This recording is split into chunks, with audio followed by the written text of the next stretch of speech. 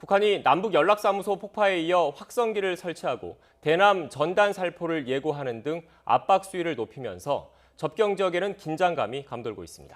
연평도 주민들은 차분하게 평소와 같은 일상을 보내면서도 달라지는 상황에 촉각을 곤두세우고 있습니다. 연평도에 나가 있는 취재기자 연결합니다. 김우준 기자. 네, 연평도에 나와 있습니다. 네, 지금 김 기자가 있는 곳이 연평도의 어딘가요? 네, 제가 나와 있는 곳은 북측이 가장 잘 보이는 연평도 망향 전망대입니다. 저희가 이곳 현장을 연결하기 전까지만 하더라도 약 20분 간격으로 포탄이 터지는 듯한 소리가 들려왔는데요. 취재 결과 군사 활동에서 나오는 소리는 아니었고 북측 공사하는 과정에서 폭약을 터뜨리는 소리였습니다. 그만큼 이곳은 북측과 가까운 곳입니다. 실제로 제 뒤로 보이는 섬들 역시 모두 북한 영토입니다.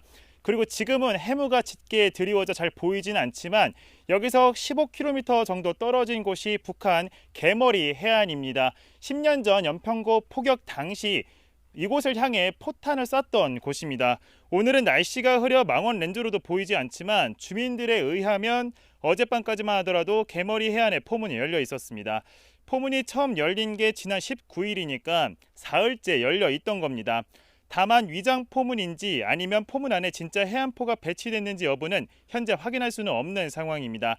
단순히 포문이 열렸다고 9.19 군사 합의를 파기했다고 볼 수 없는 이유입니다.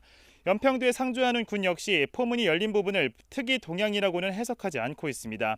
습기 제거를 위한 환기 차원인지 다른 목적이 있는지 지켜봐야 한다는 건데 환기를 위해 며칠째 포문을 열어두는 일은 극히 드물고 또한 개머리 해안을 지켜보는 우리 측 언론이 있다는 걸 북한이 알고 있는 점 등을 고려해봤을 때는 일종의 심리 압박용으로 해석할 수 있는 부분입니다.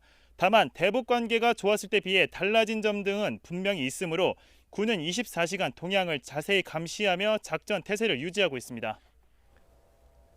연평도 주민들의 반응도 궁금합니다. 현장 분위기는 어떻습니까? 네, 저희 취재진이 오늘 인천항에서 직접 이곳 연평도행 배를 타고 직접 들어왔는데요. 배 안에는 저희 취재진뿐만이 아니라 관광객들도 덜어 있는 것을 볼 수 있었습니다. 그러니까 지금 경색된 남북 긴장 관계와는 다르게 현장에서는 다소 평온한 분위기를 감지할 수 있었던 겁니다. 직접 만나본 섬 주민들 역시 정상적인 조업 활동을 하며 평시와 다름없는 일상을 보내고 있었는데요. 다만 10년 전 연평도 포격과 크고 작은 갈등을 온몸으로 기억하는 어르신들은 긴장감을 늦출 수 없다는 입장입니다. 이곳 연평도에 거주하는 주민은 2천여 명입니다. 옹진군은 비상사태를 대비해 연평도 안에 마련된 대피소 등을 다시 한번 점검하고 군과 경찰 등 비상연락망을 구축해 비상시 즉시 주민들을 대피시킨다는 방침입니다. 지금까지 연평도 망향 전망대에서 YTN 김우준입니다.